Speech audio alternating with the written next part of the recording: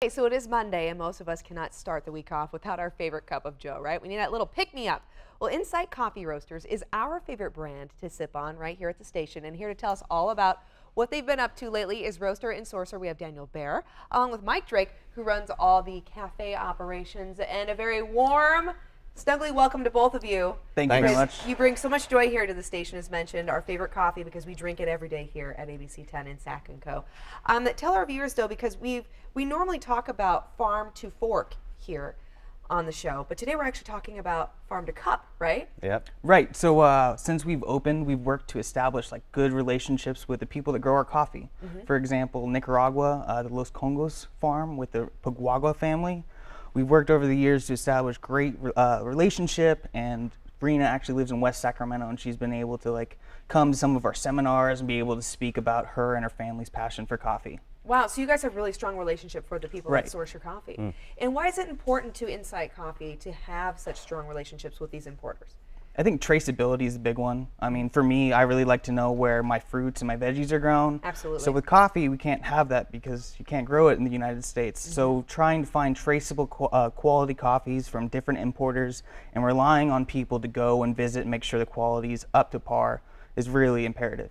Absolutely, yeah. And you actually are going to have a sourcing seminar that our viewers can be a part of coming up at Insight Coffee, right? Yep. October 14th at noon. Rena actually might be able to join us for that. So come on in. We'll talk about like what we do when we're looking for new coffees, which ones we want to lean for, which ones we avoid. Okay, and tell me a little more too about what you've brought here in front of you today. So what are we looking at right here? This is a cool toy. So we roast coffee, right? And this Okay. is kind of the first one we roast on.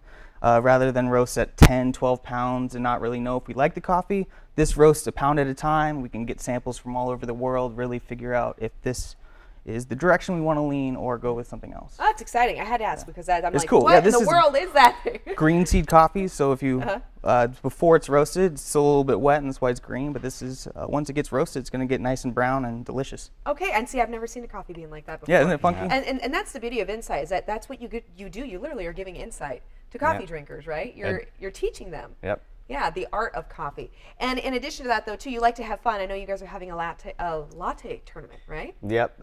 Every year, a group of the coffee roasters in town, the local coffee roasters, get together and host a latte art tournament. It's called SPLAT, which is short for the Sacramento Public Latte Art Tournament. Okay. And we are hosting our event later this month on the 28th.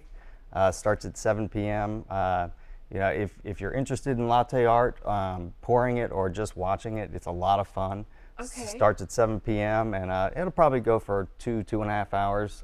64 competitors, head-to-head, pouring latte art. That is a lot of lattes. 64 competitors pouring latte art. And you're talking about when someone pours a latte, the design that's in the top, correct? Yep. Correct. Yep. No way. So Yeah. what are some of the different things you can do besides like the squiggle that I try? Well, the first round is always hearts. The second round is tulips. The third round is rosettas, which is probably what you're referring to. Okay. And then after that, if you make it through those 3 rounds, it's a free pour. So the baristas get to pour whatever they want. No way. That's when it gets exciting. And are either of you skilled at latte art?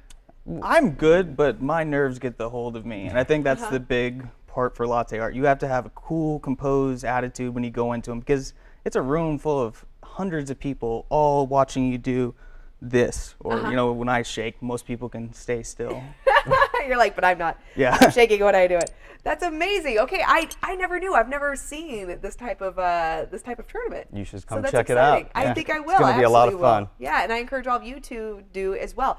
But I have to say though, after someone spends so much time pouring, a little bit of latte art, does it break your heart to watch them sip it and drink it? Not at all. Okay. We'd love to do it again. Yeah. All right, you make another one, right? yeah. It's like our own Buddhist garden. Oh, I love it. That's Yeah. fantastic. Okay, so where can our viewers go so they can enjoy a fantastic cup of any type of brew that you guys offer? Because you have great locations, right? Yeah, we have 5 locations, 3 on the grid, one at 1901 8th Street, which is where we roast coffee. It's kind of our flagship. We have a location on 10th between J and K, and then one at 1615 16th Street, and right across the street from Fremont Park. We also have one out at the Pavilion Shopping Center on Fair Oaks Boulevard, and another one in Carmichael at the Milagro Center on Fair Oaks Boulevard. Excellent. Make sure to check it out. Insight Coffee, everybody. We'll see you back here tomorrow right here on Sack and Co.